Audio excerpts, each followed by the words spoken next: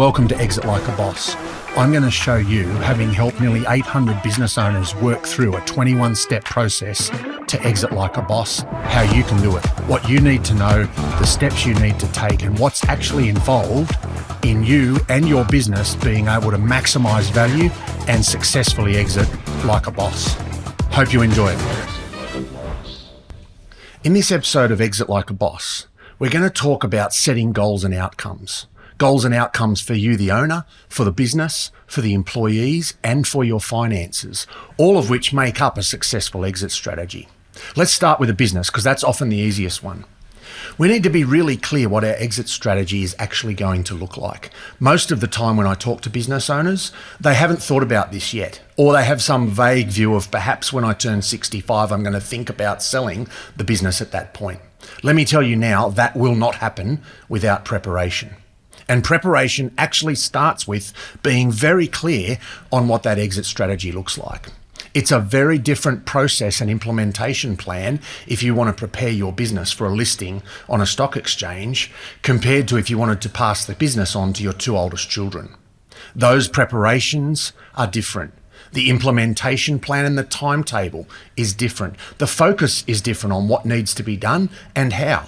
And so, beginning with the end in mind, having that decision upfront, clearly documented, I would also say clearly communicated to your family, to your business partners, to the management team perhaps in your business, will also make that a far more successful transition.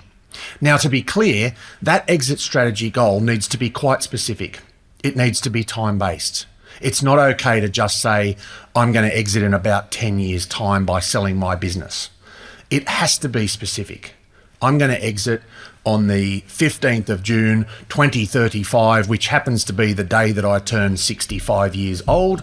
And on that day, I'm going to sell my business to a strategic buyer, which will probably be one of these three listed companies or a private equity fund that I know invests in businesses in my market or in my industry. That's how specific you've got to be. You've also got to be specific about what it looks like for you in terms of financials. So is that sale a $2 million sale, a $5 million sale, $10 million, or $50 million? None of those are wrong, by the way, but it's very important to be clear on what that looks like. Now, if you said to me today, I want to sell my business for $10 million in 2030, then we can work out exactly what your business needs to look like to achieve that goal. In other words, we know what needs to be done between today and 2030 when you want to sell to make sure you're ready. And to make sure you don't get 7 million, but you actually get the 10 million that you're looking for. That 10 million might be to fund your retirement. It might be to pay out some debt and buy a holiday home that you want to live out on the coast somewhere. It doesn't matter what the goal is, but it needs to be very clear. There are lots of things we can do to assist you to get ready at that point, but you have to know what that looks like. Timing, dollar value, if there is a dollar value, processes around transition as well. So thinking about your role going forward, one of the goals you need to set yourself is what are you going to do on that day? Or even more importantly, on the next day? Are you still going to be working in the business? Have you actually retired? Has the business passed on to your children and you're going to become a board of director member or a chairman of the business? A figurehead type role rather than a day-to-day operational role. Again, there's no right or wrong answer, but it's really important to be very clear on what that actually looks like. And of course, one of the reasons that's so important is that the decision-making and the implementation that we work on between today and your exit will change depending on what your outcome looks like. If you wanted to list your company on an exchange, stock exchange, then it needs to have certain things in place. For example, your accounts will need to be audited. You'll need to have governance systems in place. You'll need to have lots of financial rigor around the management and decision-making processes in the business. Now, you don't necessarily need that if your goal is to pass the business on to your children. What you might need instead is some structure and discipline around the children, some training and education to get them up to speed and qualified to take over the actual business when the time comes, and also some structures in place to support them. The kids can't possibly be good at all aspects of running your business. Therefore, do you need to put into the management structure a financial expert, an accountant or a CFO to help them run the financial aspects of the business.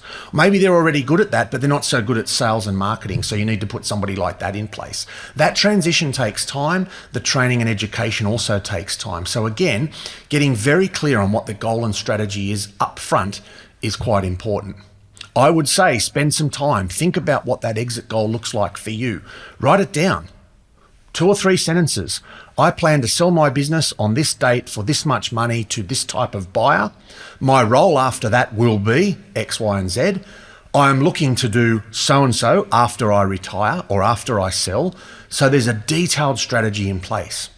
The second challenge then is to actually communicate that.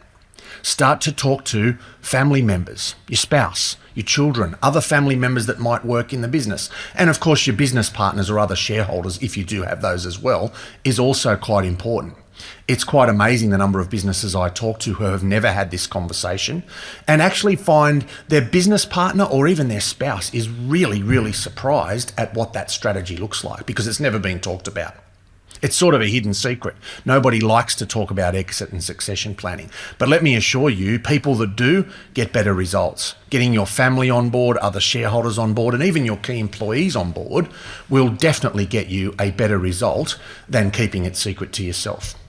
So the action item from this episode, sit down and write out your goals. It doesn't have to be shared with anyone today, but I would recommend you do that in the near future and be really specific. Make sure you know exactly what it looks like. Time, dollar value, your role, who's the buyer, or what's the exit strategy. If there's no buyer, it might be your kids or family members. Just make sure it's really clearly documented.